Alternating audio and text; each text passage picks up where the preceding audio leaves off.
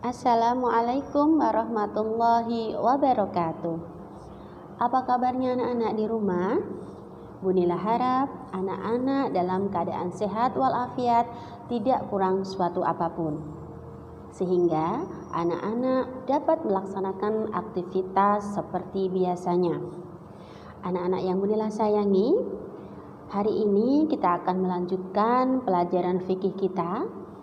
Namun sebelumnya, mari kita membaca doa terlebih dahulu agar apa yang akan kita lakukan nanti diberikan kelancaran, diberikan kemudahan, dan anak-anak mendapatkan ilmu yang manfaat. Mari kita berdoa bersama-sama. Bismillahirrahmanirrahim. Anak-anak yang Bunila nantikan prestasinya, kemarin kita sudah belajar tentang sholat jamak. Bunila akan menyinggung sedikit tentang sholat jamak. Sholat jamak kemarin yaitu adalah mengumpulkan, asal kata dari mengumpulkan. Sholat jamak artinya menurut istilah adalah mengumpulkan atau menggabungkan dua sholat fardu dan dikerjakan dalam satu waktu. Hukumnya adalah mubah.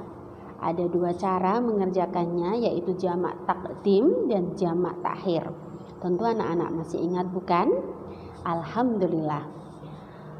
Kali ini kita akan melanjutkan yaitu dengan materi sholat qashar. Anak-anak yang Bunila banggakan, kita akan menuju ke poin yang pertama, yaitu tentang pengertian sholat qashar. Qashar menurut bahasa artinya adalah meringkas. Sedangkan menurut istilah adalah melaksanakan dua sholat fardu yang dikerjakan dalam satu waktu karena sebab tertentu dan jumlah rakaatnya diringkas. Kalau anak-anak masih ingat kemarin sholat jamak, Bunila menerangkan bahwa yang digabungkan adalah waktunya. Namun untuk sholat qashar ini yang diringkas adalah rakaatnya. Contohnya seperti ini anak-anak. Anak-anak tahu rakaat sholat duhur adalah 4. Tetapi karena kita mau diqashar, mau diringkas, berarti jumlahnya menjadi 2. Sholat asar 4 rakaat diqashar menjadi 2 rakaat.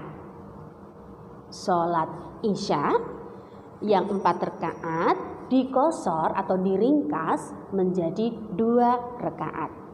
Bagaimana sholat maghrib dan sholat subuh? Sholat maghrib dan sholat subuh tidak boleh diqashar.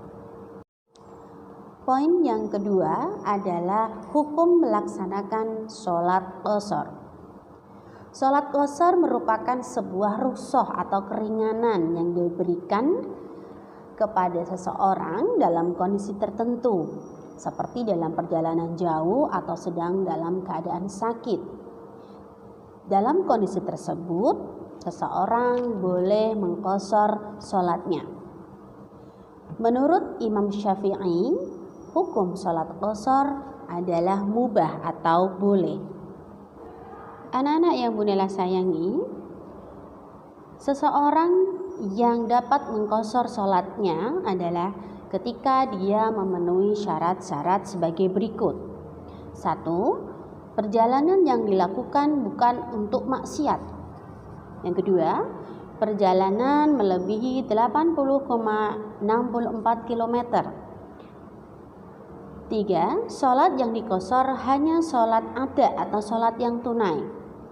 Yang keempat, sholat yang boleh diqashar hanya sholat yang jumlah rakaatnya 4. Yang kelima, niat mengqashar pada waktu takbiratul ihram. Anak-anak yang sholihah, tentu anak-anak pernah mendengar seseorang melaksanakan sholat jamak qashar. Apa sih yang dinamakan atau yang dimaksud dengan sholat jamak qashar itu? Sholat jamak qashar adalah mengumpulkan dua sholat fardu dan dikerjakan dalam satu waktu dan jumlah rakaatnya diringkas. Sholat jamak qashar itu ada dua macam. Yang pertama adalah sholat jamak takdim yang diqashar. Yang kedua adalah sholat jamak takhir yang diqashar. Bagaimana cara melaksanakan sholat jamak takdim yang diqashar dan bagaimana cara mengerjakan sholat jamak takhir yang diqashar? Anak-anak harus mengingat kata kuncinya. Kita punya kata kunci.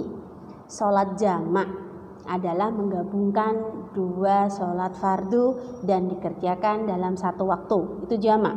Kalau takdim itu dilaksanakan di waktu yang awal, sedangkan kata qashar adalah diringkas. Contohnya seperti ini. Fatimah mau melaksanakan sholat jamak takdim diqashar, sholat duhur dan asar.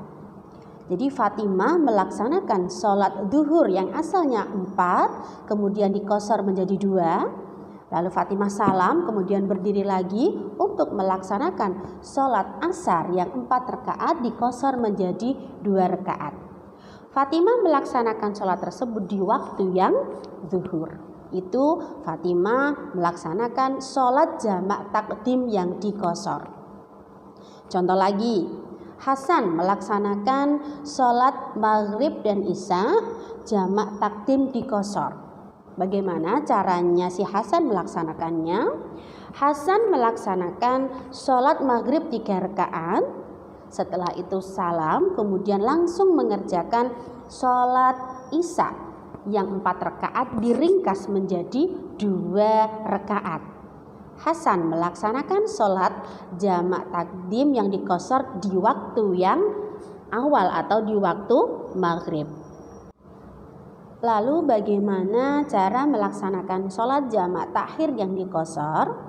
Sholat jamak takhir yang diqashar adalah mengumpulkan dua sholat fardu yang dilaksanakan di waktu akhir dan jumlah rakaatnya diringkas.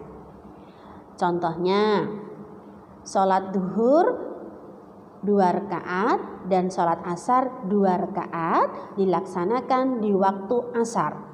Itu yang dinamakan sholat jamak takhir yang diqashar. Atau sholat maghrib 3 rakaat dan sholat isya 2 rakaat dilaksanakan di waktu isya.